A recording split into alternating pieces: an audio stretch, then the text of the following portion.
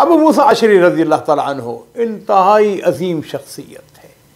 वो कुरान पाक के कारी थे। अल्लाह ताला ने उनको खूबसूरत आवाज़ से नवाजा हुआ था। इतना खूबसूरत, इतना प्यारा, इतने पुरकशिश लहजे में कुरान पढ़ते कि सुनने वाले झूम झूम जाते। एक मरतबा ऐसा हुआ कि वो कुरान करीम की तिलावत कर रहे थे कि अल्लाह के रसूल सल्लल्लाहु अलैहि वसल्लम और सैयदा आयशा सदीक़ा रज़ी अल्लाह ताला अन्हा दोनों उनकी तिलावत सुनने लगे। अबू मूसा अशरी को इस बात का इल्म नहीं था कि ये दोनों बड़ी शख्सियात उनकी तिलावत सुन रही हैं।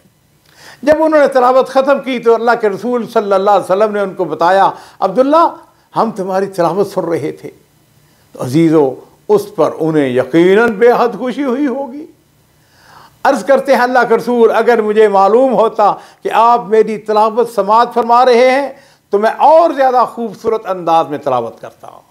नाज़रीन इकराम, हज़रत अबू मूसा अशरी रज़ी अल्लाह ताला अन्हु उन खुशकिस्मत सहाबा कराम में थे जिनको नबी करीम सल्लल्लाहु अलैहि वसल्लम ने जन्नत की खुशखबरी दी थी।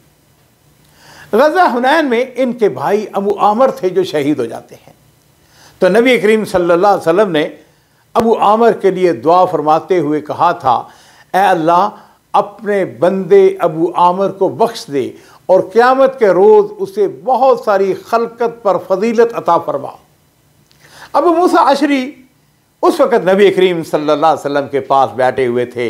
मौका गनीमत जानकर अर्ज़ करते हैं, अल्लाह के रसूल मेरे लिए भी दुआ फरमाएँ।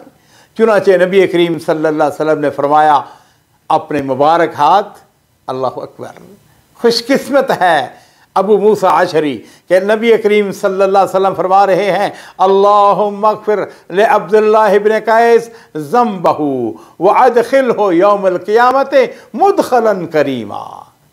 ए अल्लाह, अब्दुल्ला बिन कैस के गुनाहों को माफ़ कर दे और उसे जन्नत में इज़्ज़त व तकरीम से दाखिल फरमा।